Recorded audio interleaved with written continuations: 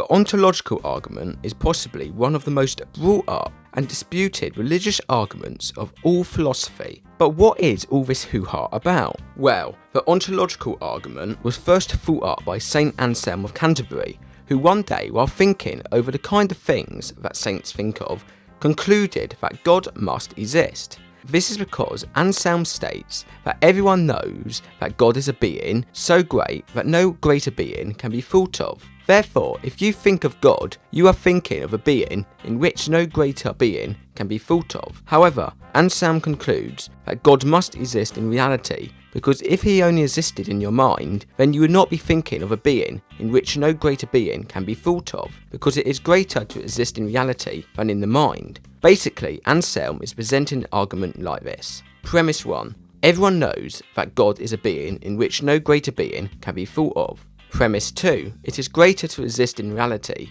than just in the mind. Premise 3. Therefore, if you think of God, he must exist in reality. Otherwise, you are not thinking of God. Conclusion: God exists.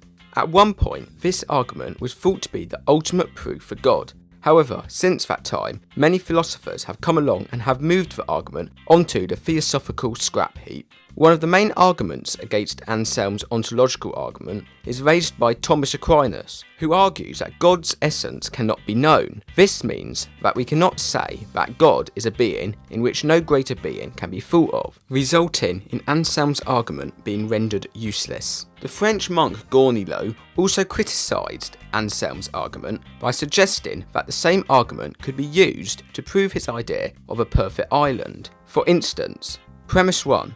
I am thinking of a perfect island in which no greater island can be thought of. Premise 2.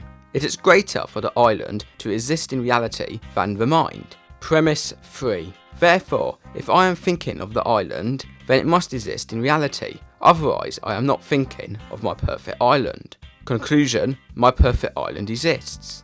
These arguments thus suggest that maybe Anselm should have been questioning the existence of his brain rather than the existence of God. Thank you for watching, and as always, I hope you enjoyed the video. If you want to see more videos like this, then please subscribe. If you have a question or want to suggest what philosopher or theory we should do next, then please leave it in the comments box below.